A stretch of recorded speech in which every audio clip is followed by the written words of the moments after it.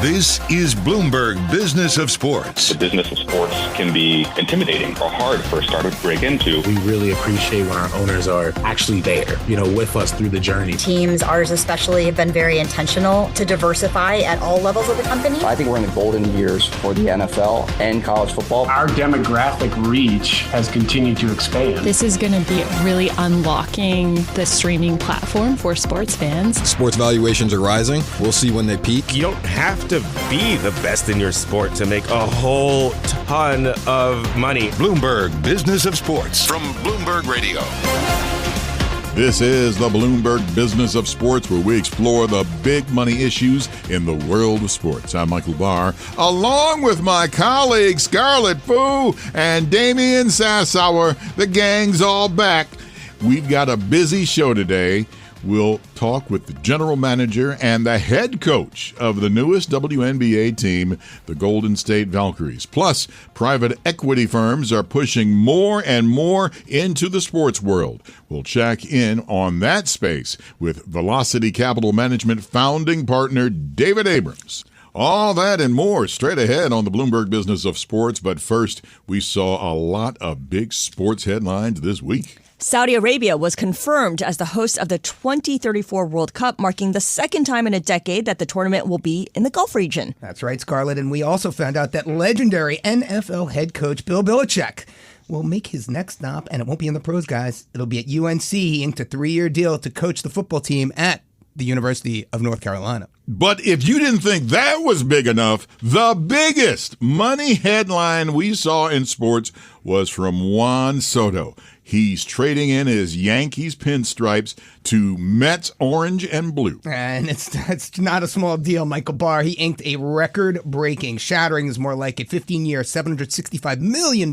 deal with the New York Mets, and he is now the highest-paid player in all of professional sports. So here's Juan Soto speaking to reporters at a press conference just a few days after the deal was announced about his decision. The Mets is a great organization, and what they have done in the past couple of years, showing all the ability to keep winning, to keep growing a team, to try to grow a dynasty is one of the most important things. Definitely what you were seeing from the other side was unbelievable. And the buzz and everything in the field and the future that this team has has a lot to do with my decision. That's a giggling, happy Juan Soto speaking to reporters courtesy of the MLB Network. The MLB world is still reacting to the deal, including Alex Rodriguez. He sat down with Jason Kelly for a special edition of their podcast, The Deal. A-Rod talked about how he felt when it was him at the center of the free agency bidding war, when he was around the same age as Soto and hiding in a secret location while the bids came in. Excitement and anxiety.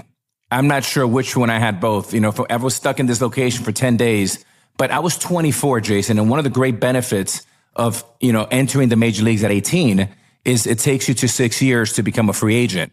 Now, remember, Scott Boras had me 3 years prior to that. He had me at 15 years old. So for 9 years, from 15 to 24, he was training me almost like a robot, feeding me, giving me the information, preparing me for this big heavyweight battle. And when that battle came, just like Juan Soto, we were ready, he was ready, and I was ready.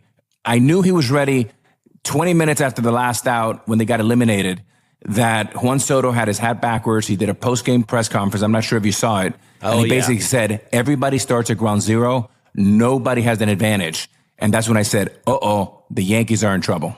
Former Yankee superstar Alex Rodriguez there speaking with Jason Kelly on a special edition of The Deal about the many parallels between his free agency and Juan Soto's. For more on Juan Soto's massive deal with the Mets, we welcome Bloomberg Opinion columnist Conor Sen, whose latest work argues that Soto's record-setting deal is good for the sport. Oh, my goodness gracious. Well, let's just jump right into it, man. It's like, Conor, this deal, it's off the charts unbelievable. It is. And what was interesting to me was that he had a chance 2 years ago when he was still with the Washington Nationals to sign a 15-year, $440 million extension, and he turned it down, and he made an extra $300 million from it. So it's sort of the implications of the fact that he turned that down, he took this and what it means for other teams going forward as they think about their young players who could be the next Soto. So what's the lesson, Conor, for general managers of other teams in terms of how they approach or how they think about locking up young talent? Well, as I wrote in the column, there's been about a 15-year trend where teams would really focus on the draft, hope that some of their young players would show promise, and then when they were really just barely in the major leagues, like only been in the majors for at most a year or two, sort of sign them to an 8 or 9 year deal, which would lead players to get paid more on the front end. But if they turned out to be really good, sacrifice some earning potential on the back end and have them become free agents at, say, 30 instead of 27. And that worked really well for the teams. They ended up getting, in a lot of cases, stars at below market value at their peak. But it led to, in the case of players, you become a free agent at an age when maybe teams don't want to sign you for long-term deals because you're a little older. And for the sport as a whole and fans, it just led to a kind of dull atmosphere because maybe your team had their star for a decade. But as we're talking this week, the excitement of these big contracts, big players moving, last year, Shohei Ohtani going from the Angels to Dodgers, I think it's just better for the interest in the sport as a whole if you do have these mega deals and teams change and players changing teams. Conor Sen, Bloomberg Opinion columnist. Soto's $765 million deal will make baseball better, but baseball better from the perspective of whom, right? I mean, that is the real question here, and I think you'd hit the nail on the head here, Conor. I mean, it is Soto turning down that $440 million deal a few years back, taking a bet on himself. That is the real story here. And for me, I mean, my goodness, I mean, Scott Boras must be a modern-day Jerry Maguire. I mean, the risk of injury, right? Think about that. You know, Soto, something could have happened. I mean, we're not talking about Rod Tidwell here. We're talking about Juan Soto. So, you know, talk to us about the bet that Juan Soto made on himself and how he put himself in this position and what that means for future ball players going down the road. Exactly. So I think what we can see from the Soto deal, he's very, very good. I don't think he's as good as Alex Rodriguez was at his peak. But he's being paid by the Mets for the next the next 5 years, $60 million a year. So in a way, Boras has figured out that the market value on a maybe 1 or 2 year basis for players in their prime and their mid to late 20s is $60 million a year. So if you're a young player thinking about betting on yourself or taking one of these long-term, possibly team-friendly deals when you're 22, 23, you've got to think, you know, if the team's offering me $25, $30 million and I'm 27, 28, 29, but I think at that point I can maybe get 60 million or more with inflation, you got to kind of weigh that risk reward and how likely you think it is that you'll be worth that at that age. And so I think that's sort of the trade-off that young players have to weigh. Now, I'm a Detroit Tigers fan. I'm a Detroit guy. In case anybody didn't know. So but I got to say, if I'm a Detroit Tigers player, I'm kind of mad as hell because the entire payroll for the team annually is around $18.5 million. Now, I mean, Juan Soto could buy the Detroit Tigers for that 10 times over. Well, I think in the case of the Tigers, you had the Miguel Cabrera contract, which was kind of one of the reasons why teams don't want to pay 30-somethings to long-term deals, because he was overweight and making whatever, $30, $40 million in his late 30s. And maybe that's one reason why ownership there has become a little more stingy about these deals. And so I think it's really teams have gotten a lot smarter about realizing you want to pay guys, you want to pay the Miguel Cabreras, the Juan Sotos when they're 27, not when they're 37. Conor, I wonder if you could also fold in some macro factors into why teams are now basically signing these players to these super long-term contracts. Does inflation drive long-term contracts? $1 tomorrow worth less than $1 today, so teams feel more comfortable shelling out big money in the early part of the contract? Part of it is with there's not a salary cap in baseball, but there is a luxury tax.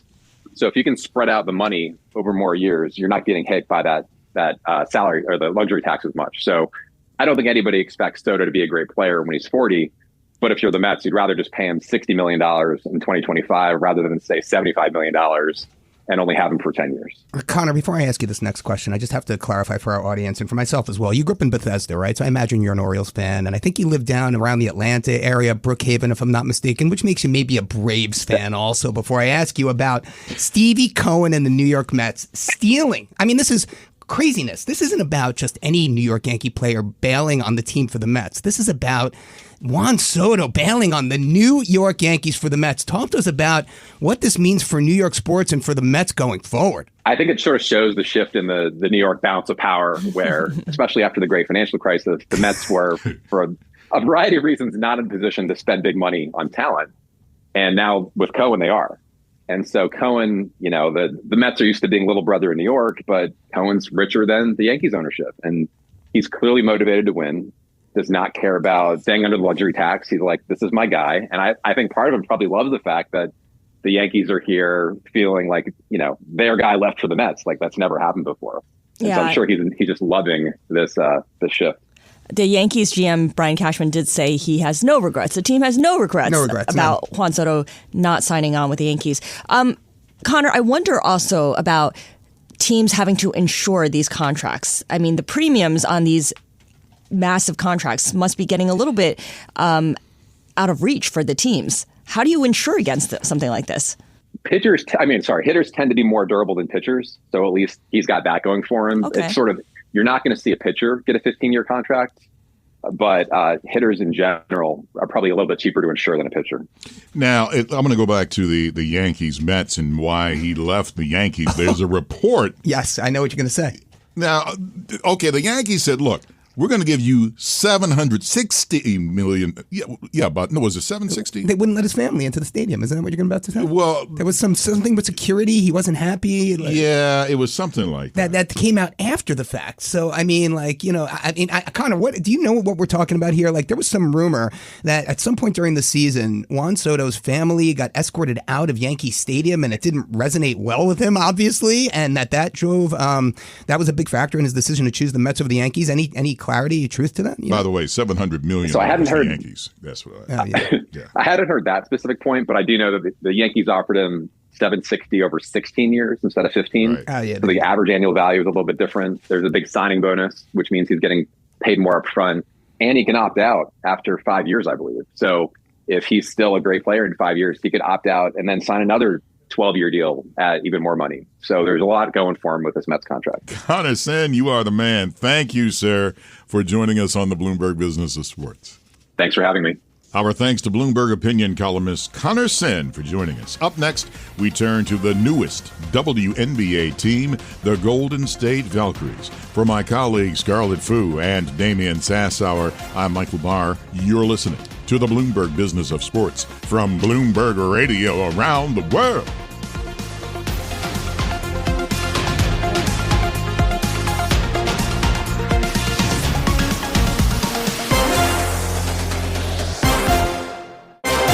You're listening to Bloomberg Business of Sports from Bloomberg Radio. This is the Bloomberg Business of Sports, where we explore the big money issues in the world of sports. I'm Michael Barr, Scarlet Fu, and Damian Sassower. We'll be back a bit later in the program. Joining me now is Bloomberg Originals sports correspondent Vanessa Perdomo. The WNBA's newest franchise is the Golden State Valkyries, and joining us now to talk about the club's fresh expansion draft is the general manager, Ohemma Nyanin, and head coach, Natalie Nasake. Well, folks, welcome to the Bloomberg Business of Sports. We are so appreciative, and first of all, congratulations, because the Valkyries are going to do some damage here, I can see coming up. So I'm going to start this one, if I may, with Coach Natalie Nasake, because I enjoyed what you said when you were going through the initial draft to get the players, and you were asked, it's like, well, what are you looking for in your players? And, Coach, you said, they better hit some threes. So can you expand more on that? Yeah, no, I mean, you can win by getting the ball in the basket, right? We want to play, we want to play fast pace. We want to play selfless. So, imagine you're on the court and if you got two defenders, pass it because someone else is open, right? And we want to take quality shots. Like, I really believe in taking quality shots over quantity. And then that's what I'm saying is, like, we got to make threes, but if they're quality threes, if they're open threes, those are the ones we want. Yeah, absolutely. You know, obviously you guys just had your expansion draft, and so you finally are starting to get players in the building. Ohemma, you've been part of the team now since May, so about 7 months of not having any players. You know, I'm curious, like, what those first few months were for you, and, you know, those conversations between you and Jess about how to build out a brand in the early days that she obviously did it at Angel City in the NWSL. So how were those early days for you in building out a team without having a team? Great question. I let Jess do all things business, which includes brand and marketing. And she hired a staff that is elite, as you can tell from our colors and all of our different logos. Fire colors. Which allowed me not to have to even think about that, right? Mm-hmm. So my first couple of months were hire with as much intentionality as possible. So I hired Vanya Chernovets. She was the GM of the London Lions, who just recently won the Euro Cup about 7 months ago or 8 months ago now, and asked her to become my VP of Ops. And she said yes, thankfully. And her and I have just been on this journey of, you know, hiring as many people as possible in all the different roles that we're going to need. And, you know, the big public one was to hire a coach. And we were so fortunate that number one, Coach Natalie picked up the phone, and two, she said yes after a pretty intense search as well. And, you know, from there, then the blank slate, you know, started to take shape a little bit with a little bit of color, because these are two individuals that I think that this organization will grow organically, authentically, and the most competitively because of their breadth of experience in their prior jobs.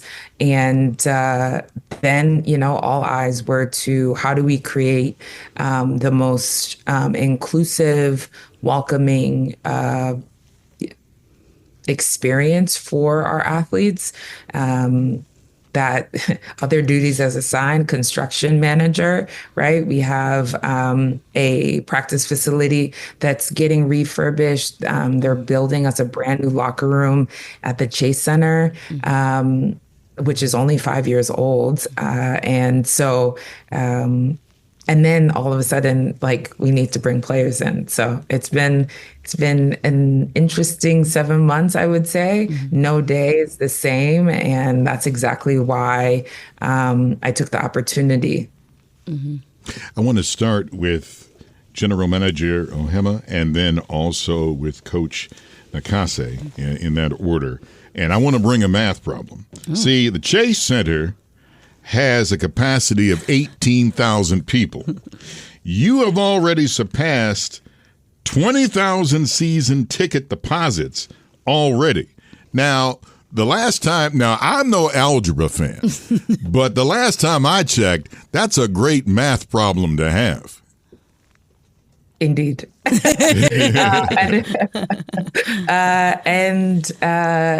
Yeah, I'm going to let Jess and her folks figure out that math. I think, you know, to have 20,000 and close to 21,000 now individuals who are just waiting online to buy season tickets is a testament to how hungry the Bay is for a WNBA team. And I think that number, while it is over capacity, Jess and her team are going to figure it out.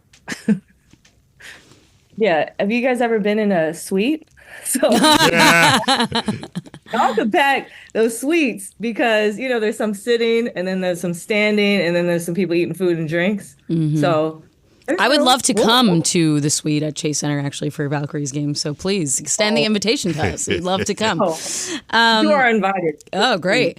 Natalie, you know, I'd love to hear from you on this side of, you know, after the draft and realizing, has this sunk in for you that over the last few years, one of the concerns of the league has been there's only been 144 roster spots, right?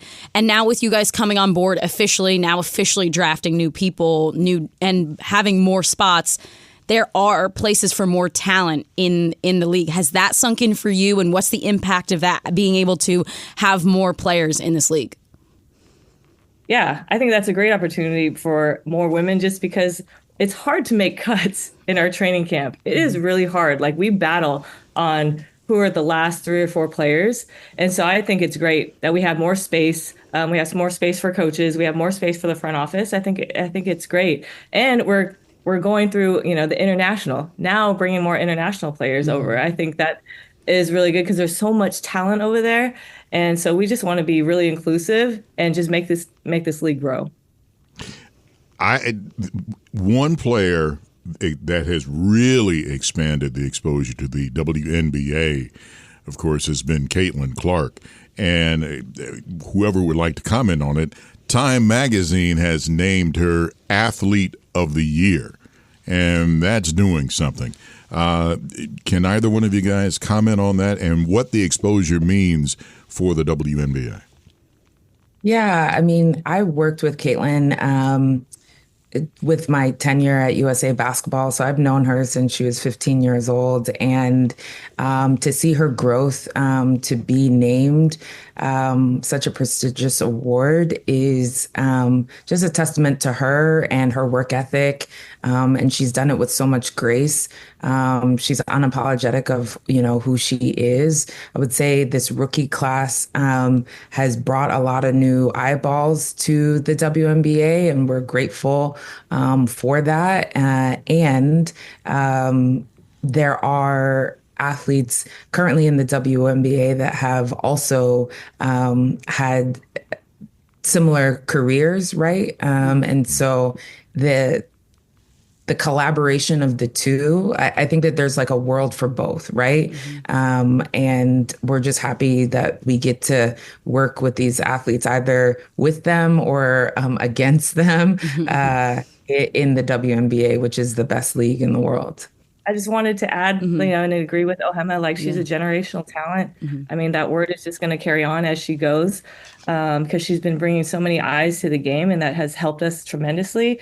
But I think what kind of hasn't been talked maybe enough about is just her handle with the grace of all the pressure that she's kind of been every day she's doing interviews. I mean, we have Kate Martin, who had to have a ton of interviews as well, just because of the Iowa connection and all the viewership that they got with Iowa, and just watching them go through it.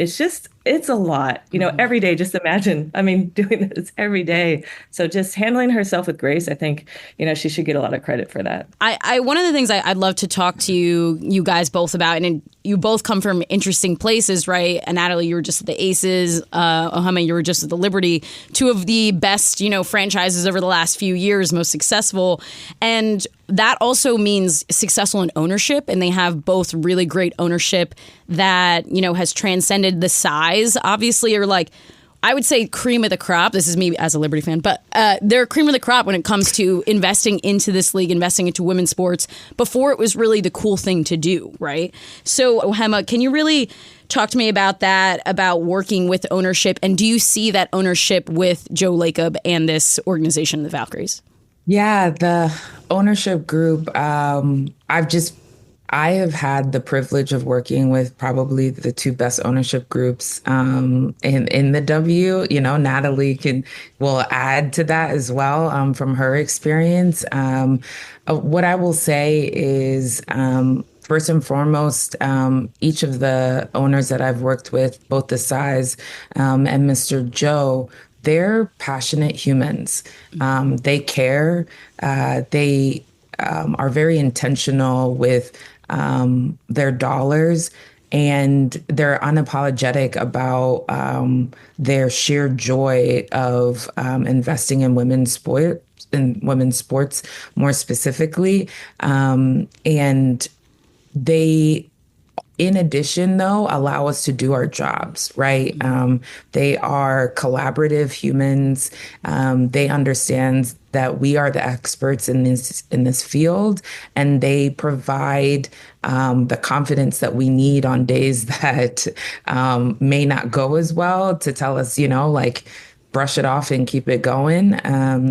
And I was nervous, to be quite honest, leaving the Liberty, having had all the relationships that I had for 5 years, and then coming to the Golden State Valkyries. And throughout my interview process, all the individuals that I met just showed me that you can leave a good thing and walk into another good thing. And 7 months later, I don't even know why I was nervous, because it's just been such a seamless transition. Our thanks to Golden State Valkyries General Manager Ohemma Nyanin and Head Coach Natalie Nasake for joining us. Up next on the show, we turn to private equity in the sports world with Velocity Capital Management founding partner David Abrams. His firm just entered a unique deal with the Texas Permanent School Fund. For my colleagues Scarlet, Damian, Sassower, and Vanessa Perdomo, I'm Michael Barr. You're listening to the Bloomberg Business of Sports from Bloomberg Radio around the world.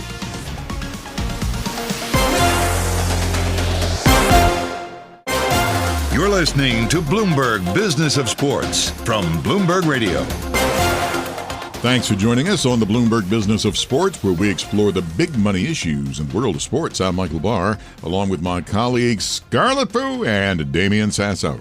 And this week, NFL league owners approved the sale of 2 teams selling 10% stakes to private equity firms. That's right, Scarlet. The Buffalo Bills sold a 10% stake to Arctos Partners, and the Miami Dolphins sold a 10% stake to Ares Management. And we're expecting a lot more similar moves down the road as more private equity firms look to get a foothold in sports. Here now to take us through the growth of private equity in sports is Velocity Capital Management founding partner David Abrams. We're also joined by Texas Permanent School Fund CEO and CIO Bob Borden, who recently invested into Velocity's flagship opportunity fund. David, Bob, welcome to the Bloomberg Business of Sports. Thank you for having us. I'm going to start with David, if I may, the Velocity Capital Management founding partner. This must be great news, because we're going to see more and more of this, of the capital of the small equities coming in, and eventually maybe we can afford some of these big old $2, $3, $4 billion teams. Well, we are both humbled and grateful for our partnership with Bob and the Texas Permanent School Fund Corporation. Bob will talk a little bit about our history and some of the things we've done together, but we really believe that this is the first time that we've seen where an institutional allocator has said, we don't want to just invest in a specific fund and be in private equity or credit, but we want to build a platform to take advantage of the disruption and commercialization we're seeing across the broader entertainment, sports, and media ecosystem. And with the partnership we have, we think that we can be, an operationally intensive partner for the middle market, where we believe there's, the most attractive risk-adjusted opportunities. So, Bob, let me bring you into the conversation. What have you seen take place in this sector that convinced you that you want to bring the Texas PSF into this part of the business? Was it a specific deal? Was it a specific sport? Well, when I look at it over a long period of time, this really evolved from, franchises that were owned by dynasty families for decades on end, and really the revenue sources were primarily around cable television contracts, and now we have a brave new world of all kinds of delivery of the experience, not only through media and streaming, but through surrounding entertainment and functions broader around the entire sports event. And it's really a disruption of an ancient model that is creating a world of opportunity. And it's still in its nascent stages of what are ultimately going to be the best mechanisms to monetize the entire experience. And David's assembled a top flight team, and David and I have experience going back to the great financial crisis that has given me great confidence in his ability to execute. And I think that it's a good time to really assemble teams and back them with capital while there is this consolidation opportunity in this sector. Well, Bob, our audience, we know David all too well. We know him from Harris Blitzer and Apollo. I mean, forget about David. We want to hear more about you, and we need to bring you in properly. You're the CEO and CIO of the $52 billion beast, the Texas Permanent Fund, and you're investing in a sports-focused private equity fund. And I'm going to pitch a softball, Bob. I really am here. Collar Capital saying 81%. They surveyed $1.9 trillion in assets under management, pension funds like yourself. 81% reported the risks of sports funds are too great to invest in these trophy assets, as you put them. Talk to us about what makes Velocity different in your mind. Yeah. Well, the risks of doing it with the wrong team are certainly high, and I that's not a pun. I mean the wrong management group. This is somewhat analogous to the early days of internet search engines. And there was a lot of viable ideas and competitors, but once the industry really coalesced, you had two or three obvious leaders. It's also a very bifurcated industry, where at the very top you have these multi-billion dollars. You said earlier $2 or $3 billion. I think the check sizes now are going to be $5 to $10 billion certainly for NFL franchises, and that's hard to play in because they're big checks and very illiquid. But all of the infrastructure in and around major sporting events is got a great opportunity for consolidation and scale. And Velocity's put together a really good team. Well, Bob, I think you hit the nail on the head here. You're not buying a sports franchise per se. You're buying into Velocity and their holdings like Pirelli Motorsports, Elevate. David, tell us a little bit about what's going on with X Games, some of the portfolio holdings, how the fund is structured, and what lies ahead. Well, I think Elevate is a perfect example of this partnership and why we're so excited. There was some news out the other day about both Velocity and Texas Permanent School Fund and Levy putting significant capital on the balance sheet. But I think one of the big differentiators of this partnership is how Texas Permanent School Fund is not just a typical asset allocator. And the reason I'll bring that up is we have the ability to provide holistic solutions to various intellectual property rights holders. And if I think about Elevate, one of the big initiatives for us as a company is what the disruption is going to lead to in college athletics. And so there's lots of different ways to figure out how to work with the university, whether it's the NIL space, whether it's helping build the stadium, whether it's helping monetize their ticketing inventory. Elevate can do a lot of different things, but Texas Permanent School Fund can provide capital that's private equity oriented, credit, real estate. And I'll let Bob talk about the last point, which is the name permanent is there for a reason, because it's permanent capital where you can hold an asset for 30 years. There's very few examples of other investment firms who have access to that capital, and that allows us to solve problems for rights holders. Well, it was mentioned earlier what our peers do. We're the largest educational endowment in the country, and actually knocking on $60 billion today.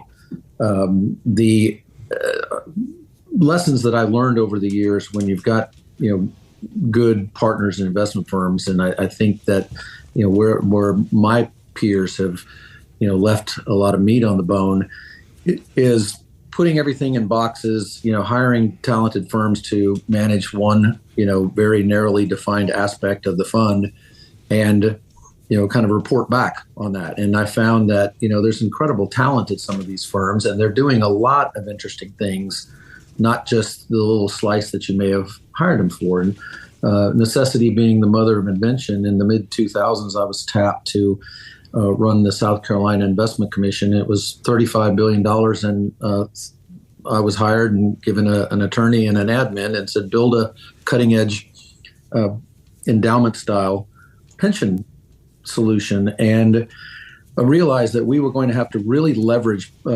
partners a lot more than have traditionally been done. And by providing more free-form capital that can be put to use in not only in funds, but in co-investments, direct investments, both in debt and equity and real assets, seeding platforms, et cetera, a much more fungible form of capital that makes you a true partner with that group is a key to success. It's the way to access a lot of opportunities. And using those lessons along with the experience that I had with David, I see this space as ripe for development.